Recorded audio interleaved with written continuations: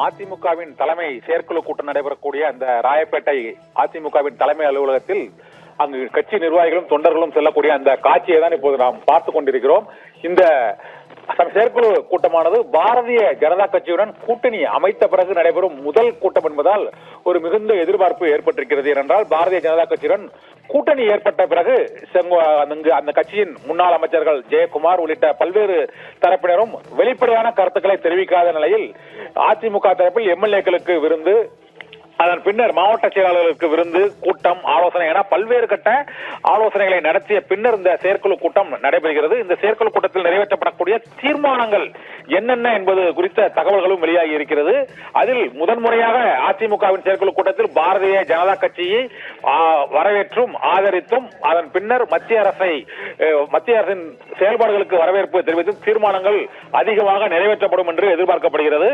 அதில் முதல் தீர்மானமாக அந்த 100 நாள் வேலை திட்ட நிலுவைத் தொகையை விடுவிப்பதற்காக அதிமுக பொதுச் செயலாளர் எடப்பாடி பழனிசாமி மத்திய உள்துறை அமைச்சர் அமித்ஷாவிடம் வலியுறுத்தியதற்கு இணங்கத்தான் 2999 கோடி ரூபாய் நிதி விடுவிக்கப்பட்டது என்று அதிமுக அதற்கு உரிமை பாராட்டி வரக்கூடிய நிலையில் மத்திய அரசுக்கு நன்றி தெரிவித்து ஒரு தீர்மானம் நிறைவேற்றப்பட இருக்கிறது. இது தவிர ஜாதிவாரி கணக்கெடுப்புக்கு உத்தரவிட்டுள்ள மத்திய அரசுக்கு நன்றியும் வரவேற்பும் தெரிவித்து தீர்மானம் நிறைவேற்றப்பட இருக்கிறது. இதே போல பகல்காமில் நடைபெற்ற அந்த தீவிரவாத தாக்குதலில் உயிரிழந்த 26 பேருக்கும் முதலில் அஞ்சலி செலுத்தப்படும் எனவும் தகவல் வெளியாகி இருக்கிறது. அதன் பின்னர் மத்திய அரசு தீவிரவாதிகளுக்கு எதிராகவோ எடுக்கக்கூடிய ஒவ்வொரு நடவடிக்கைக்கும் துணை நிற்போம் என்ற தீர்மானமும் நிறைவேற்றப்படும் என்று எதிர்பார்க்கப்படுகிறது. மேலும் சட்டம் ஒழுங்கு சீர்குலைவு மற்றும் திமுக ஆட்சியை அகற்றுவதற்கான நடவடிக்கைகள் உள்ளிட்ட பல்வேறு தீர்மானங்களும் 2026 தேர்தலில் அதிமுக பாஜக கூட்டணி கட்சியினர் எவ்வாறு ஒருங்கிணைந்து